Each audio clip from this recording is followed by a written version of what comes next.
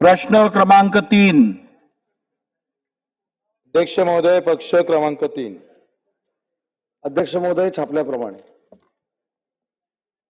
अध्यक्ष महोदय, खरं तर हा दलित वस्ती सुधार योजनेमधला आराखड्यानुसार काम न केलेला गैरव्यवहार आहे आणि मग या सगळ्या संदर्भात अध्यक्ष महोदय बरेच काम करताना आपण प्रॉपर दलित वस्तीत होत नाही, याची खरं तर चाचपणी होणं फार गरजेचं आहे।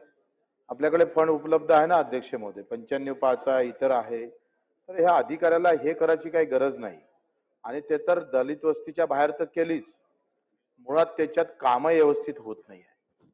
मला तुम्ही आहे म्हणून मुद्दाम सांगतोय, तुम्ही जर पाहिले तर आपण काँक्रीटचे रस्ते करतो, त्याला किमान 5-10 वर्ष तर 5 वर्ष तर आयुष्य असलं पाहिजे। तुम्ही चाचपणी करा ना, पूर्ण दलित वस्ती मधले एकदा किमान एका तालुक्यातले 2-2 रस्ते 4-4 गावातले याच तर हे करा, चौकशी लावा, ते त्या लेवलवर झाले का नाही झाले या पद्धतीत।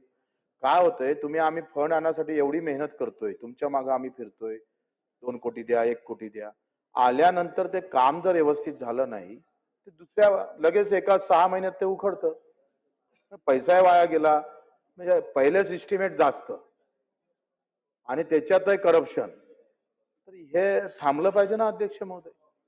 तर असं कसं काय होते, 2 महिन्यात ते झाल्याबरोबर रस्ते उखडते गावातले, यावर काय निर्णय घेणार तुम्ही, कशी याच्यावर टास्क लावाल? अध्यक्ष महोदय, सन्मान्य सदस्य बच्चूभाऊंनी बीड शहरातला जो मुद्दा या ठिकाणी मांडलेला आहे त्याच्यामध्ये थोडे मी बच्चूभाऊ सुधारणा करतो। हे जे 8,05,71,150 रुपये जे आपण टेंडरसाठी दिलेले आहेत, ही 19 कामं जी आहेत ही दलित वस्तीमधलीच आहेत, दलित वस्तीमधलीच आपण मंजूर केलेली आहेत। आचारसंहितेमुळे त्याला आपण वर्क ऑर्डर किंवा त्याची टेंडर करू शकलो नाही, परंतु याच्यामध्ये त्यांचा प्रश्न असा आहे की आराखड्यामध्ये नसताना ही कामं मंजूर केली गेली, तर याच्यामध्ये ही प्रोसेस आहे, आराखड्याच्या निर्देशानुसारच आपण ही कामं मंजूर केलेली आहेत, फक्त आचारसंहिता असल्यामुळे त्याची वर्क ऑर्डर किंवा निविदा झालेली नाही।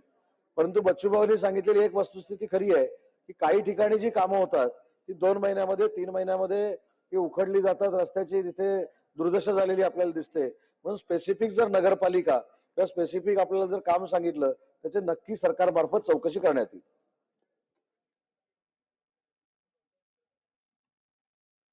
प्रश्न क्रमांक 4।